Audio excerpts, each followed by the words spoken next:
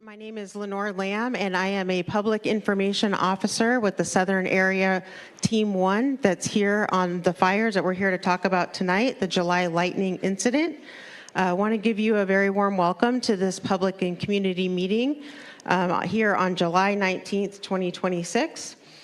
We know that these wildfires have been a significant impact to your community, and I just want to say from the bottom of my heart and the team and everyone working on this fire, we really appreciate the hospitality we've experienced here.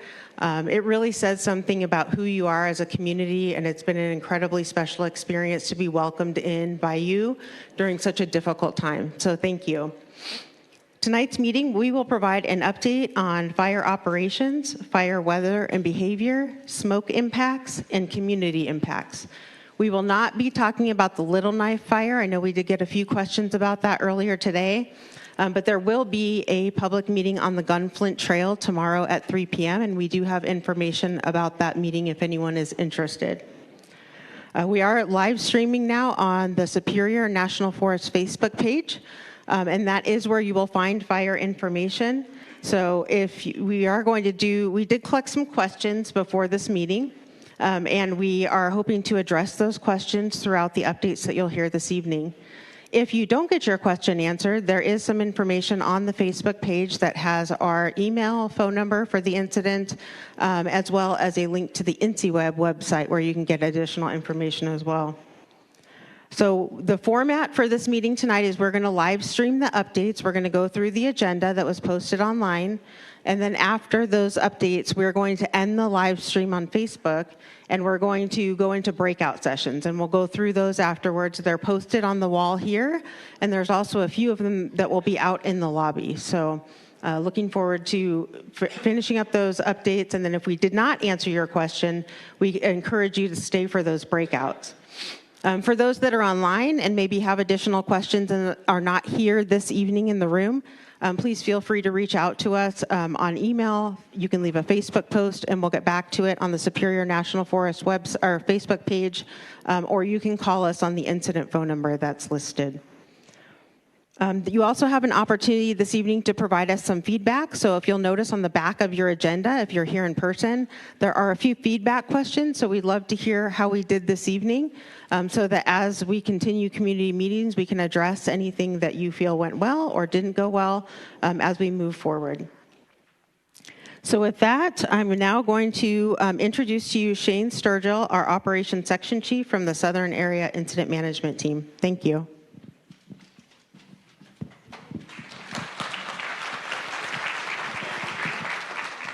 All right. Good afternoon. Shane Sturgill, Operations Chief here for the Southern Area Top 1 team. I'm here to talk to you about our current operation, where the fires are currently on the landscape. We're going to start basically on the western side. There's a large number of fires, total of 11 fires that we're managing on that side of the footprint. And some of those are in a monitor patrol. When I say monitor patrol, we've worked those fires. We have implements in place such as water handling equipment that will put moisture into those areas, and we do that daily. We go back every day. We're patrolling those to make sure those heat signatures are still not in that area. So that's what I mean when I say monitor patrol. The three main fires that we have over there are Echo 2, Marion, and Chubb that still have active suppression activities that are going on every day. And that's putting in lines, they're putting in water handling equipment that puts water to the fire's edge. Our purpose for that is to decrease the impacts along our fire perimeter, so that helps prevent escape. So we're using water resources in those areas where a lot of heat is to knock that out, so that limits the chance for escape. So that's been a mission that's been ongoing. They're doing a lot of great work over there. We're utilizing dozers, we're utilizing crews. Those folks are working hard to get around the fires, and they're making very good progress on those fires.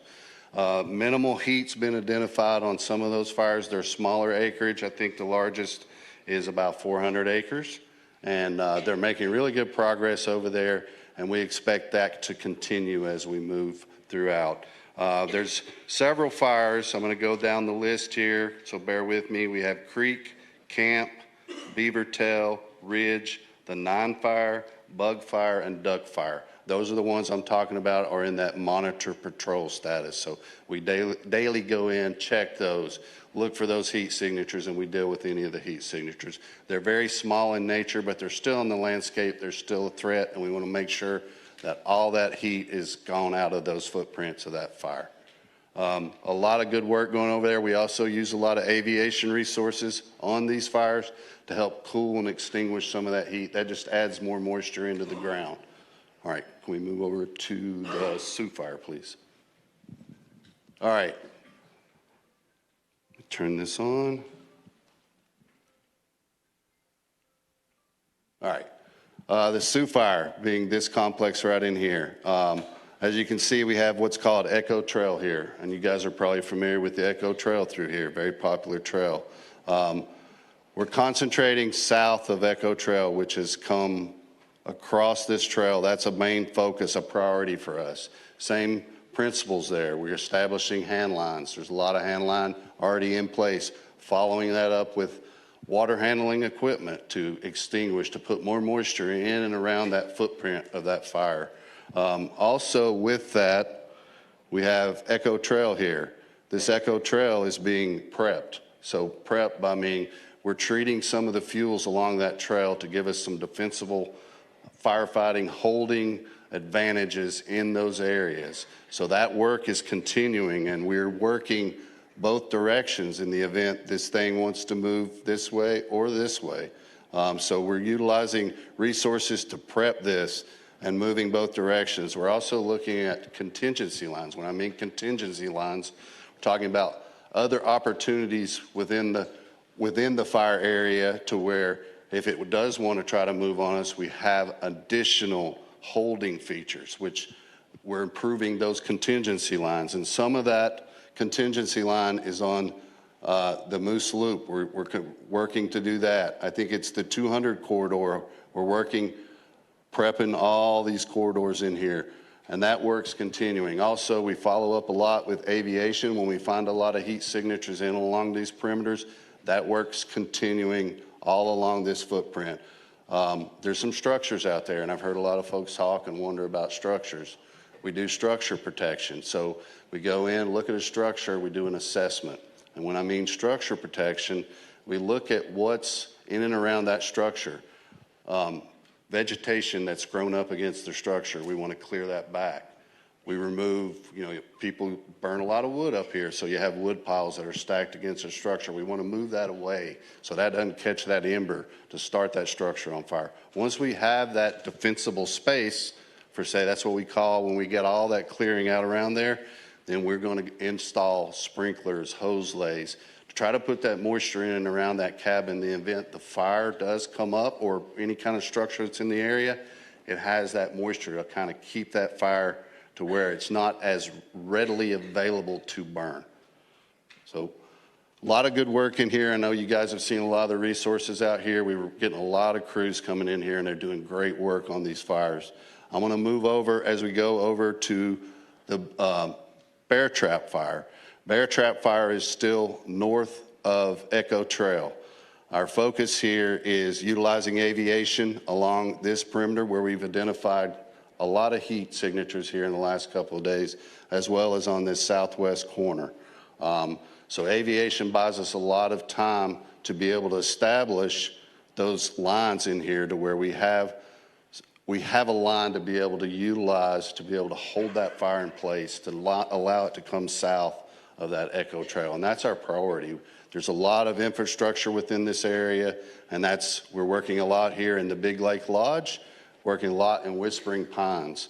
And as we progress south, we identify more structures. So our progression on structures is closer to the footprint, and as we move south away from that footprint, we're continuing all this in here to identify those structures and get that good prep on them so they're in theory to be protected and safe. In those structure protections, we're doing the same thing on every structure that we find. And we're learning there's a lot of structures out here. Tons of structures out here. Some, and it's how we, and I think there was a question came out and I saw, how do we find the structures? That's a good question. A lot of it is from the locals. We also provided map layers that show us where structures are. Not all the structures are on there. It's kind of a Easter egg hunt, per se. We go out, we look for structures, and we're finding a lot of those structures that we didn't know they were there. Another means is aerial resources. They identify a structure that may be close to where we're at. We had no clue it was there, so we go in. We're able to methodically scout and look for areas where structures are, and we move methodically going south, away from the fire footprint. So we have these structures in place to where we have good defensible space around them and able to protect them. Also, we're looking at additional contingency lines to tie in across the fire footprint. This being a primary line, we want to look at other opportunities where we may be able to utilize natural barriers, which means a lake, a road, a trail. When we find those, we want to prep those as well, and that means removing some of that woody debris away from that line that we're establishing, which helps us have an area to hold the fire. I want to move down to the campfire. Campfire, a lot of great work's been going on in campfire. Campfire's looking really, really good. We have a lot of line indirect or direct along our fire footprint here on this south end, tying a lot back into these lakes. But and with that, we're following up with the water handling equipment. The crews are in there monitoring daily. If they find heat, they go after it. They dig it out, whatever the means need to get that heat extinguished. We want to extinguish as much heat along these perimeters as we can. That helps prevent any escape. So when our winds come up or we have a really hot sunny day, our RHs are really low, that's when we get into conditions where it could potentially come out of that fire footprint. So we want to make sure that we get that buffer to where we got a lot of that heat knocked out. As well, down in here, we have a lot of structures in this area. We're continuing the same processes as I mentioned on Sioux, Bear Trap, and Camp. Methodically identifying those structures and moving south away from that fire footprint. So we have those structures taken care of, and as we move south, we're continuing to build that structure protection. I know it don't show on the map, but you got even on the, correct me if I'm wrong, Fernberg Road Trail? Okay, still learning a lot of other roads here. Also, we're looking at structures out here. I mean, we're moving all in these areas because we are finding a lot of structures that have been identified and some that have not. So we're finding a lot of things out here, and the same principle, we're prepping those structures to make sure they're safe and secure. Down, you guys are aware of the hydro plant. That's a big infrastructure that's here. We're working with the power companies to establish control measures along the power line corridor. I mean, nobody wants to lose power, and that's our focus, is to try to secure that power, because that basically, it hurts us too to lose that power, because we don't have, it's hard for us to function without the abilities that we have for technology. Like I say, there's a lot of aviation assets in this area, and anytime we have a need, they're available to us. We utilize those on any, if we identify something that looks like we have a lot of heat that's starting up, we definitely want aviation to come over. They also are kind of a lookout. They can tell us what's going on when we're down in the timber and it's hard to see. So those aviation assets are really valuable to us, not only for our safety, but to help us extinguish, to get that moisture in the ground. We do a lot of follow-up from aviation with our crews. After aviation's clear, we go in. There's a lot of moisture in the ground, so we help utilize that moisture to take care of the heat along the perimeters.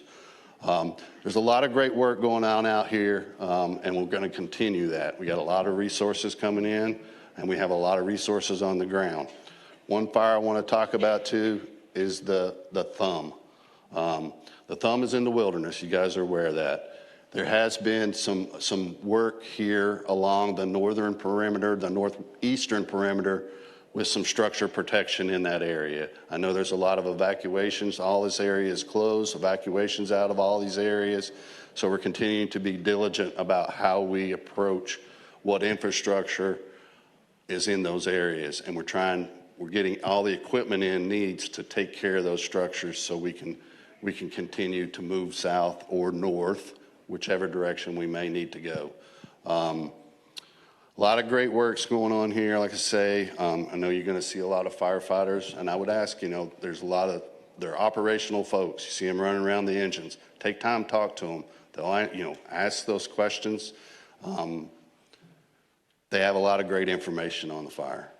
So I'm free after this, so if you guys have questions, more than happy to answer, and I'm really glad to be here to support you guys. So anything we can do, please don't hesitate to let us know. Thank you.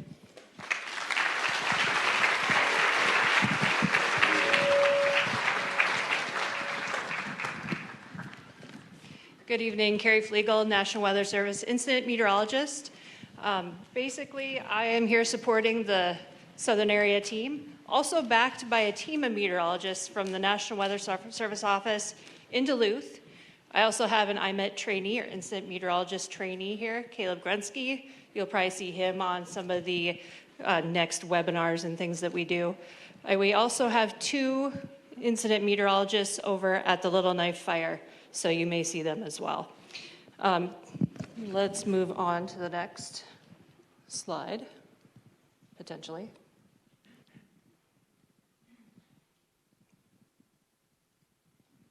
Okay, not my part.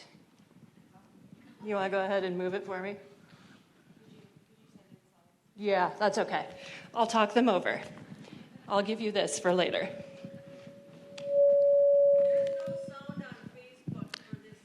No. Okay, no sound on Facebook.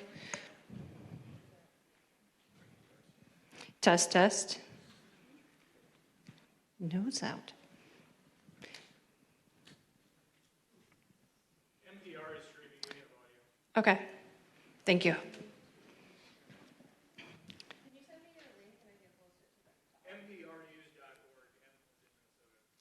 NPR NPR is streaming.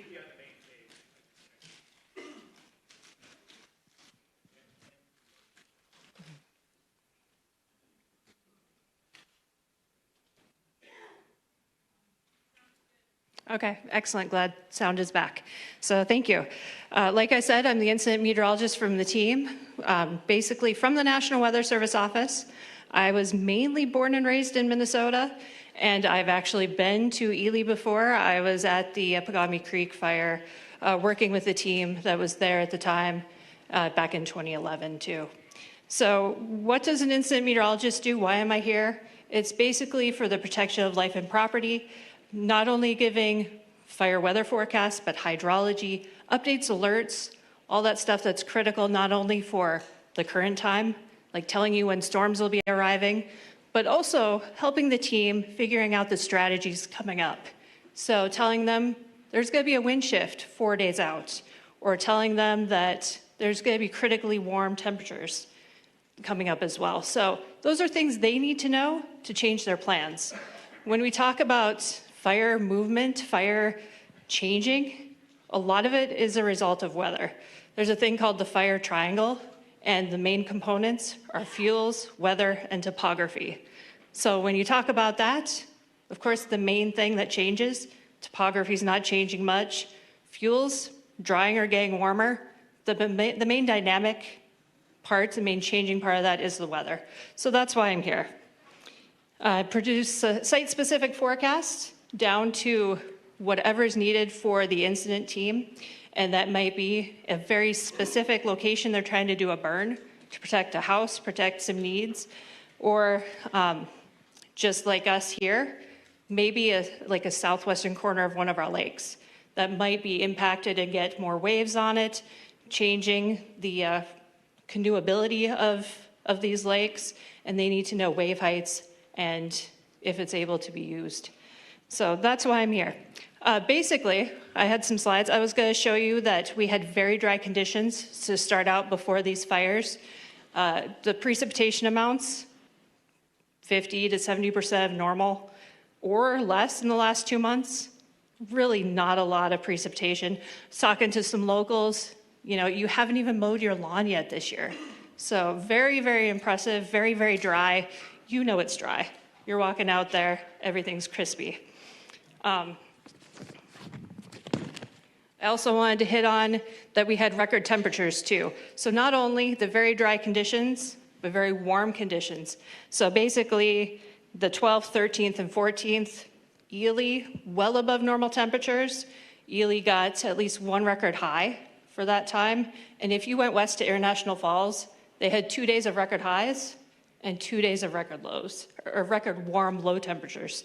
So very, very impressive.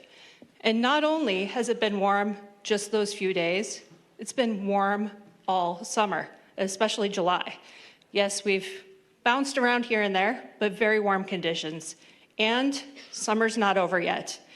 Basically, now until a month from now, that's our peak heating time of the year.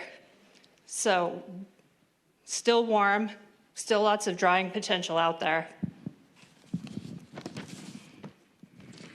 I do want to tell you about the forecast, because not only is it really important for the firefighters out there, for the team, for the caterers, everyone that's out there supporting this fire, it's important for you too. So basically the forecast for tonight, we do have storms that are going to be developing over southern Manitoba and northeastern North Dakota, northwestern Minnesota.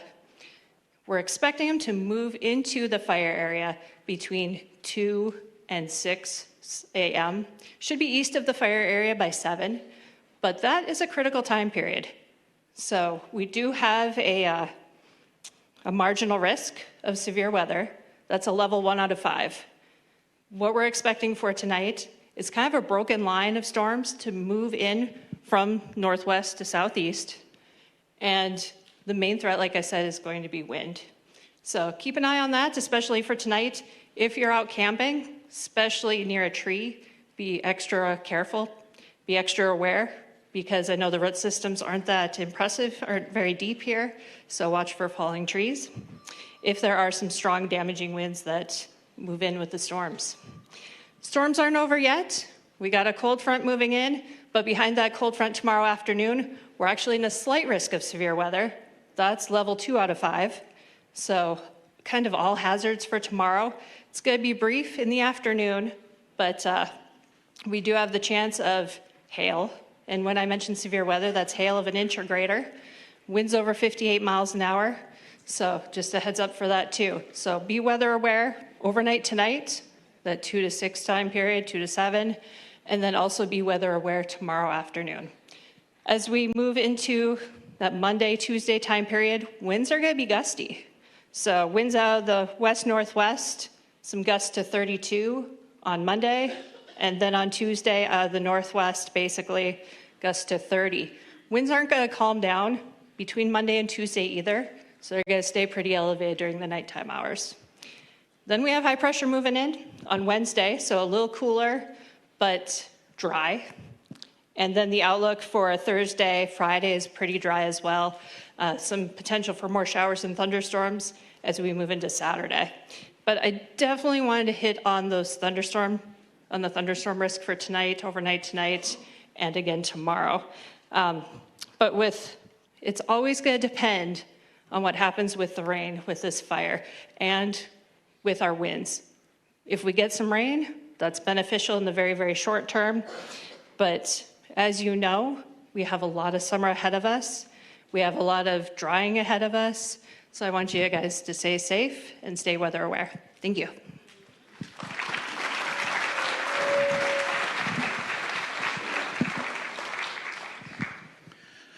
All righty, good evening, everybody. My name is Arthur Gonzalez, and with this incident management team, I am the fire behavior analyst. So why am I up here talking to you? Let me tell you what I do for the incident management team and probably why you are all here. First and foremost, I try to provide information on what the fire is doing, what we think it's going to be doing to keep firefighters safe. We've got a lot of folks from around the country that has come up here to help out, not all locals. And so I try to provide information for those folks just so that they know what to expect as they go out on the fire line. Second is to provide information for the incident management team, their partners, their cooperators to build a plan. What are we going to do with this fire? Where is this fire going? How long will it take to get there? So I provide that information. And third is why you all are here. Provide information to the public. Make sure that folks have the information they need. As we travel around the country and we have these public meetings, information is what folks want, right? There was a question that was asked that we'll answer. So what I want to do is just show a couple slides here. What has happened, kind of set the stage. And then two, what do we expect? Okay, what can we expect moving forward? So we'll answer that, just a couple slides here. First, I want to kind of set the stage. So I'm talking to locals here, and so I hope to see a lot of head shaking when I give you some information, okay? All right, appreciate it. Talking to a gal in the back there, she's got her pencil. There's a test after this, so if you need a pencil, see her. Okay, so setting the stage. Carrie mentioned this. We heard 25 to 50% of normal precip this year. Super dry. When you don't get that moisture in this neck of the woods, I think I need to move over, yeah. When you don't get that moisture in this neck of the woods, all that stuff that is typically wet, soggy soil and organic material, that dries out and that becomes available to burn. As you fly around and look at some of this country, see dead stands of fir and spruce out there, balsam. So you got a lot of dead fuels out there. So pretty complex environment. We know it's hot, we know it's dry, but this is early. This is early. July is early for these kind of conditions. So this graph that I got up here, fire environment's super complex. And so what I wanted to do was break it down using one value, one of many that we look at and try to figure out what's this fire going to do as we progress through the year. So this graph right here is called a build-up index. It's a seasonal severity tool that we use. And when I mean seasonal severity, this blue line is the average value for this build-up index. And this is information we grab off the Meander RAWs. 20 years of data, that RAWs sits just east of the Sioux fire, okay? So kind of centrally located amongst all the fires that we're here to talk about. So, seasonal severity, you can see that we tend to peak over here mid to early August timeframe. Well, so what happened here, July 6th, as we travel through the spring into the summer, we get over here into July 6th. July 6th, near record conditions for that time of July, 1,000 lightning strikes on July 6th.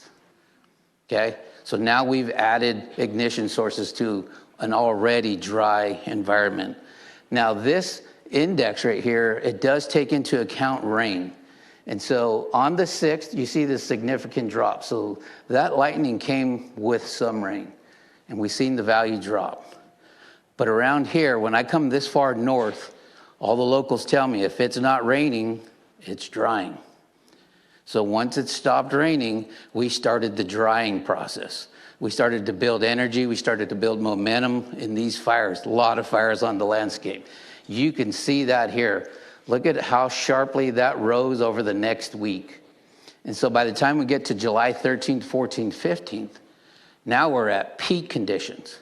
Now these are conditions that we haven't seen in this neck of the woods in this part of July in the last 20 years, if not more. I only went back 20 years. Okay? So now we're at peak conditions. Those are the days that we started to see this fire really get up and move. I say this fire. There's a lot of fires out there. We've seen spread rates on a daily basis, 4 to 6 miles. 2 days pushing to the south. I'll show a map of kind of what I'm talking about here. And then a wind shift and another day of about 5 miles of growth. Okay? That is why we have such a significant fire footprint on the landscape right now. It was kind of this merging of a critically dry fuel bed a lot of lightning, and just these hot, dry days as we get into the summer. So just really wanted to focus on that. So over here, the last couple days, another rain event right there. These are forecasted values. We expect them to start climbing again as we get into August. That peak right there is the hottest, driest days that this station had in the last 20 years. I don't know if we'll get that hot and dry, but we're definitely going to start that trend. Just remember, if it's not raining, it's drying. So as we're sitting here, it's drying. It's not raining right outside. So that's kind of setting the stage, all right? As these fires build that energy, super dry out there, these fires start to merge together. Now we've got an extreme amount of intensity out in the landscape. And a lot of folks think that these fires just have this wall of fire and they just kind of move across the landscape. So what we heard on this fire from the folks that were flying around in helicopters and airplanes, just profuse spotting. So as these trees are burning, they're sending hot embers out ahead. So they're seeing spot fires a mile ahead of the fire. So it's not this steady state burning. This is leapfrogging. I'm from northern Arizona. I've never seen so much water in my life. And when I look at the map, I will tell you, it is mind-blowing to see how this fire was island hopping. It would burn over a half mile to a mile of water, land in available fuels, burn those fuels, get up, and go to the next island. That's incredible. That's a lot of energy. That just kind of speaks to the availability of the fuels. This buildup index that I'm showing you, that's the focus. It's telling us the availability and the flammability of fuels. So when I come here and the locals are saying, we haven't seen this, the local fire folks, that's kind of the environment we're in, okay? What we were told is a half to 1 inch of rain only buys you 2 to 3 days. And that's typically what happens. When you're this hot and dry, it may not even last 2 to 3 days. I brought the rain from the southwest, thank you. If I could go get more, I would. It took me four delays to get out of the airport that I flew out of in Flagstaff, Arizona, because it was raining so hard. Over there, it's done. Here, 2 or 3 days at best, and it's going to get up and start moving again. And so as we sit here, we don't see a column that you'd seen several days ago. We don't see a lot of smoke. Don't be, we have to stay vigilant. That fire, it's so dry, it's burning 24 to 36 inches down into the ground.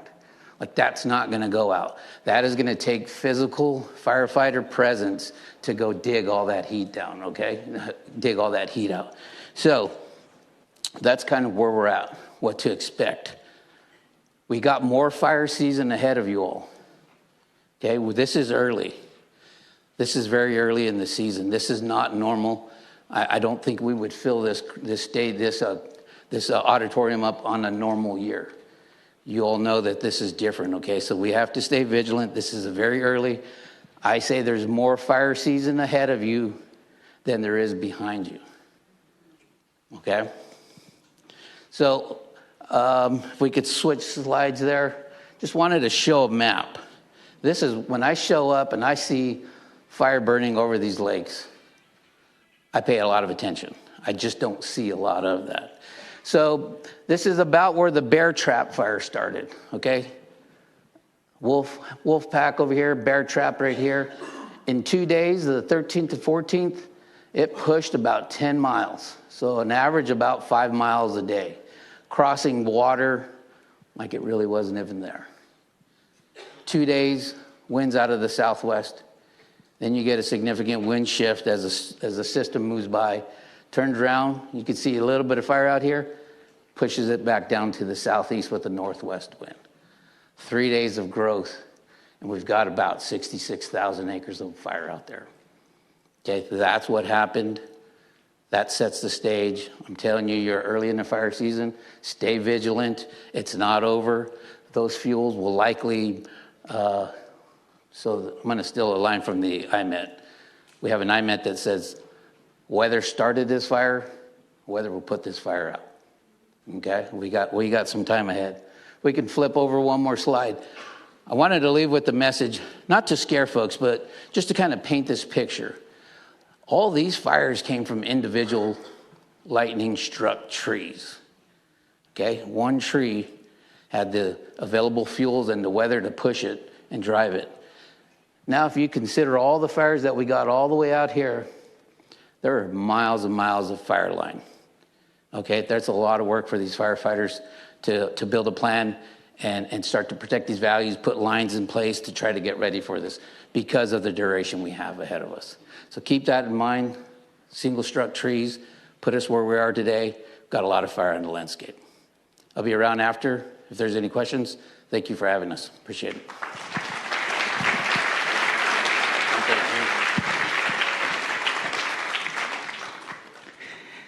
Good evening, everyone. My name is Molly Hunter. I'm an Air Resource Advisor trainee assigned to the incident. And our role as Air Resource Advisors is to forecast smoke impacts that are happening as a result of these fires and to relay to you all and to the team and to the forest what those impacts might be from a public health perspective to the region. So, and we do that because smoke from these fires, it's more than a nuisance. It really is a public health concern. So the elderly, people with asthma, people with underlying heart problems, pregnant women, children, all of those folks are really particularly susceptible to the particulate matter that's produced, that's in the smoke from these fires. And really, with some of the conditions that you've seen here in the last week, really all people are impacted by the levels of particulate matter that are coming off of these fires. Even healthy people are going to have potential impacts. So our job is to put out a forecast every day. We forecast smoke impacts from an area that includes Ely.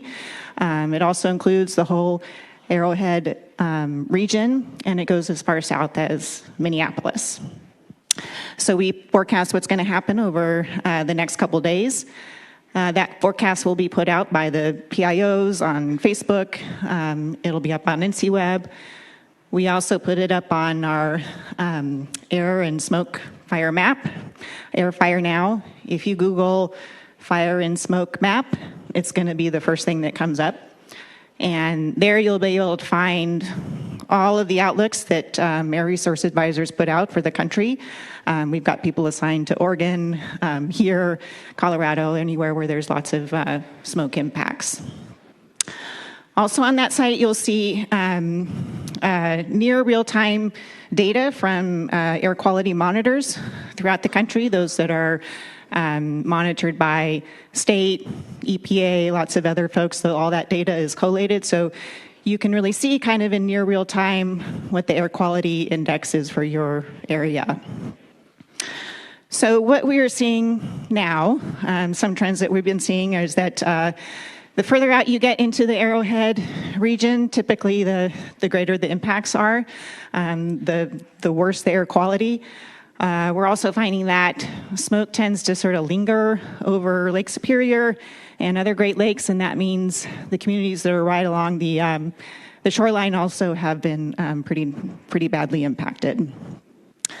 Ely right now, the air quality is good. It's moderate, which means it's not unhealthy for most people, and most people are not going to be impacted by it, and that's great. It's great to have that reprieve, but I want to emphasize that things can change really quickly. As Art and Carrie mentioned, we have a long fire season ahead of us, and if the fire builds up, then that means smoke is going to build up, and it's going to blow into many of these communities. As well as you probably heard, we've got lots of fires burning in Canada, lots of fires burning in Oregon. All of that's producing a lot of smoke. It has the potential to come into this area, and that's something that we are taking into consideration in our forecasts as well. So, but now that the air quality is pretty good, it's a good time to make sure that you're prepared, that you're smoke ready. So some things you can do, make sure you have an N95 mask. That's going to be the best protection against particulate matter. Think about creating kind of a clean air room, sort of a safe space, a haven in your house, where you keep the windows closed, maybe you have a filter, so that you get some reprieve in those times when the air quality is bad. Also, if you really want to geek out the way we do, you can get kind of these air quality sensors. Purple Air puts out a pretty good product that's relatively inexpensive. We usually come to the fires with an extra one of these that we can donate to the community. So we'll most likely leave this, with the high school, maybe the library, and so you can continue to track air quality after we leave. And then I also want to kind of shout out to a group that we met today. They're out in the hall, the Ely Community Resource, I think it's called. They are offering N95 masks. They have box fans with filters, so you can kind of build a do-it-yourself air purifier, air filter that really works pretty well in your house. So they have those resources. And also, I just encourage you to really reach out to your neighbors, reach out to your friends, your family, especially those people that you know are really sensitive to the smoke, and make sure that they have the resources they need, and make sure that they know that resources are available to them. So, thank you.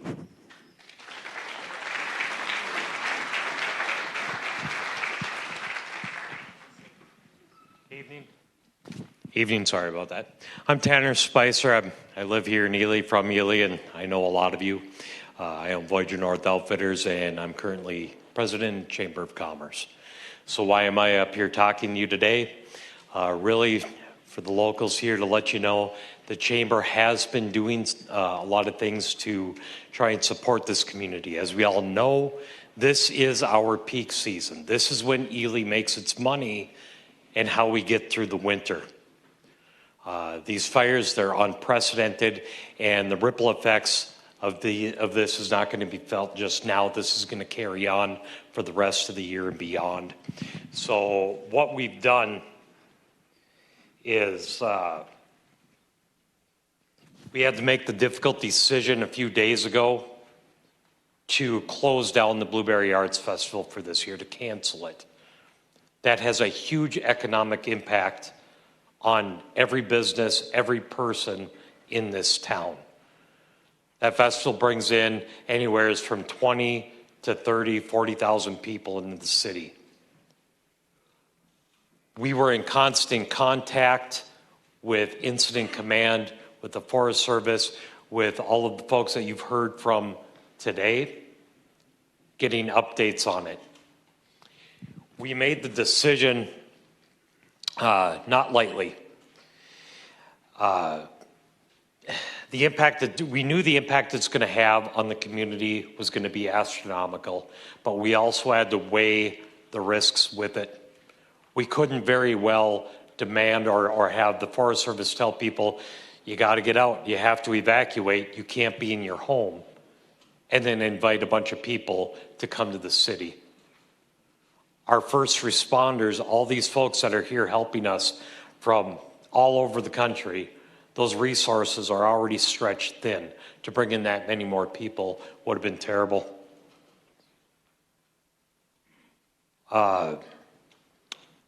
The other thing we've been doing as a chamber, I reached out right away to our state legislators. I reached out to Roger Scraba, Grant Housechild, some others, asking about economic relief for local businesses here. They got on it right away. Those talks have already been in place.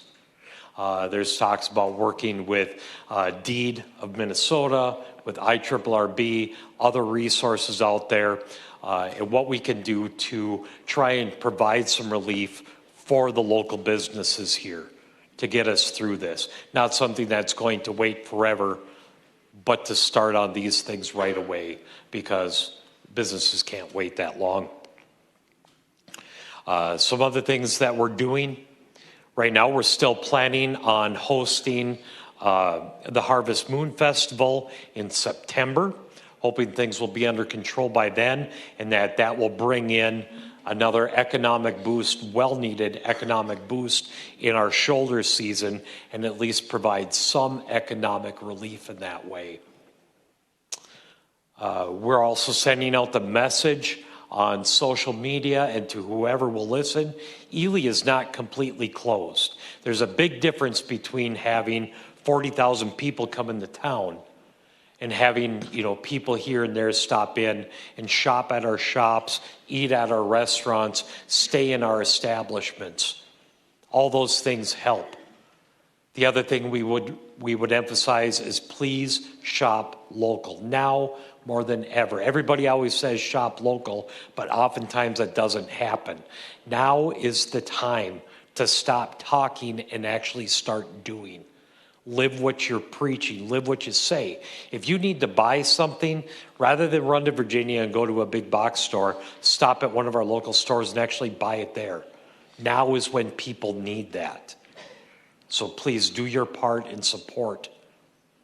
We would also like to thank all of the people who live here, all of the businesses who have been going above and beyond to show support for all of these amazing folks that are here in our town to help us, to get out there, to bring them meals, to offer lodging, to offer beverages, whatever you're doing to help. There's so many businesses going above and beyond. I know Spirit of the Wilderness and some others gave them head nets for the mosquitoes, things like that. Those things are huge, things that they don't think of, or we may not think of, and they're doing things going above and beyond. So thank you for doing that. We'll be reaching out. I was talking with Roger just a little bit ago, he's already been in contact for all of us up here, reaching out to the federal level of legislators and trying to get help in that way. And really our biggest thing is Ely's not closed. We're still open. If you talk to people, tell them not to listen to all the doom and gloom that's on the news around the country. Ely itself isn't on fire. People can still come here. We can still support them. We could really use the business. So, and I'll be out front later on if anybody has any more questions.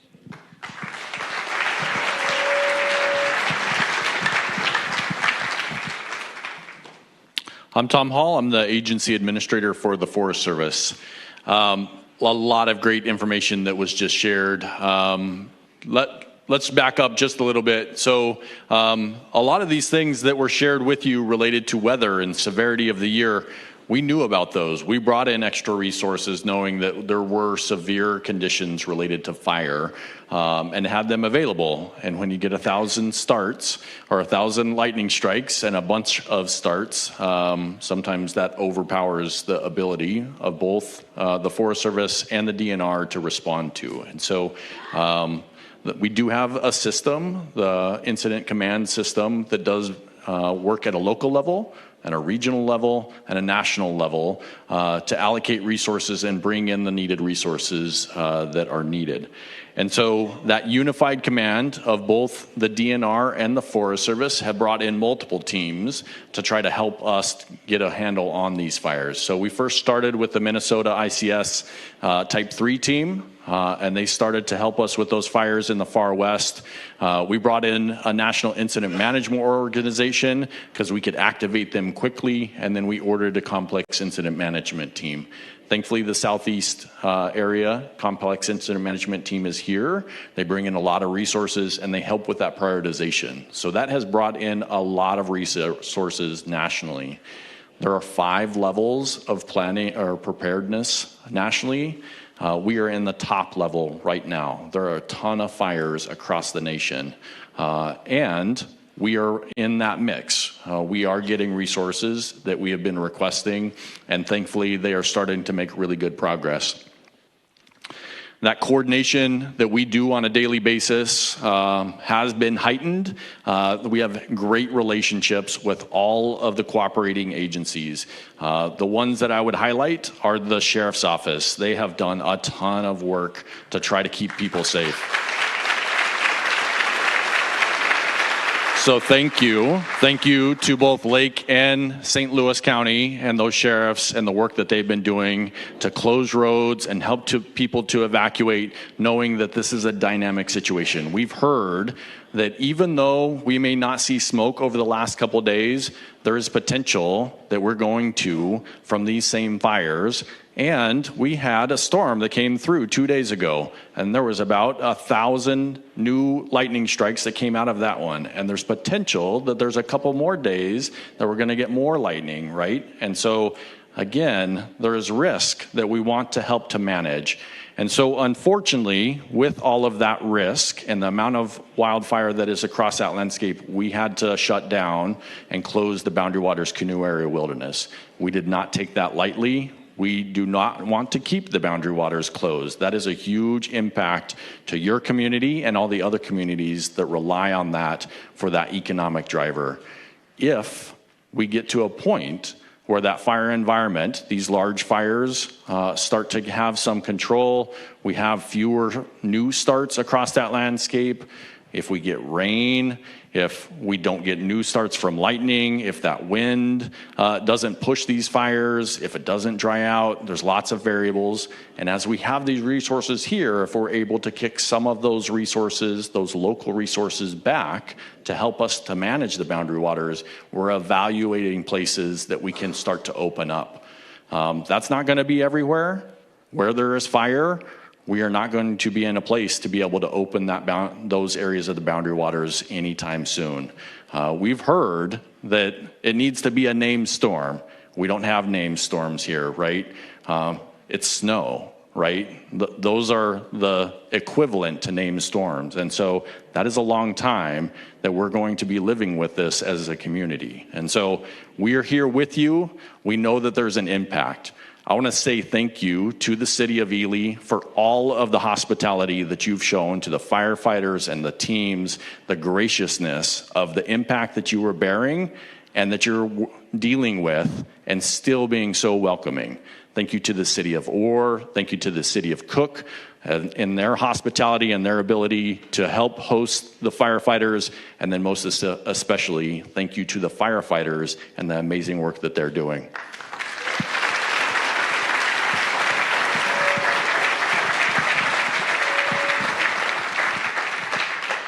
Good afternoon, everybody. I'm Kyle Smith. I'm Incident Commander of the Southern Area Team 1.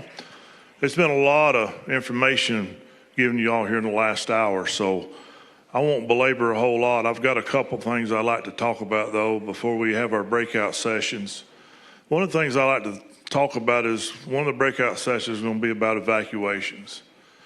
You know, there's three categories that, you know, it's ready, set, go, and there's been a whole lot of evacuations already taking place. And we're constantly reevaluating that. Ops is reevaluating that every day. So we're looking at that. We're saying, where are we at? We're having a evacuation meeting every morning with all the different partners, all the different sheriff's departments involved.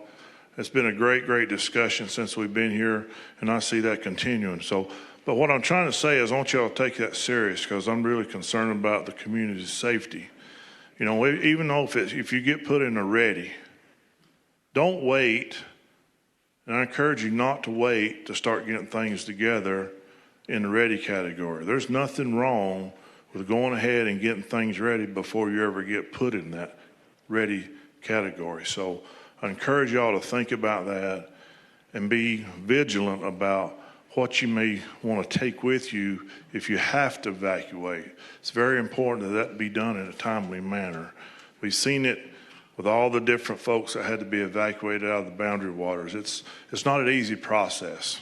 We talk also about, you know, we're using a couple areas it's going to take 12 hours to get some folks evacuated. That's not an easy task. So just please think about that as we move forward. So what I would like to do, for me and my team, I'd like to do a huge shout out because this community, the agency, the partnership, the cooperation has just been awesome to help my team and I be getting things set up to work through the community, work through the challenges of this fire. And you've heard a lot of information about it's a dynamic fire condition. It's not a normal fire season. It's going to be here for a while, folks, unfortunately. I hate to say that, but we're just getting into it. We just need to be safe, be thinking, be vigilant. And I really, really appreciate everything you all have done to make us, as a Southern Area Team 1, feel like part of the community that we've came into. You all have been awesome. Everybody's been super nice, been very helpful, and I truly, truly appreciate that. So thank you so much. And I'll stop there, and then I'm sure you'll get some instructions about the breakout sessions. Again, thank you so much.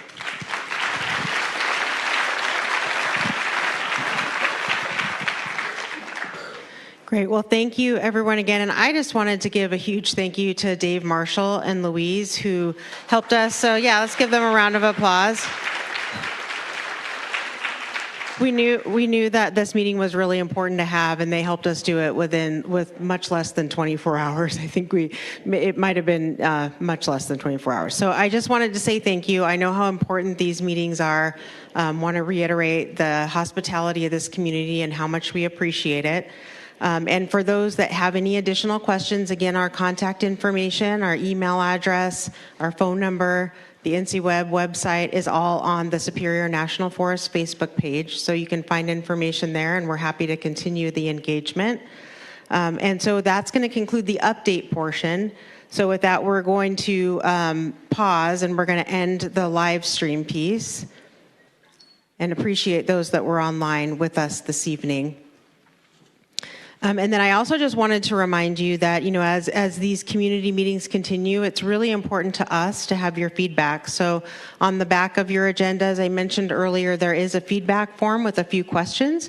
If you can fill that out and turn those in for us, we can make sure to get you all the information that you need and improve our meetings in any way that you would like. So I'm just going to kind of go over how the breakouts are going to work. You'll see some signs that are on the wall in here. So.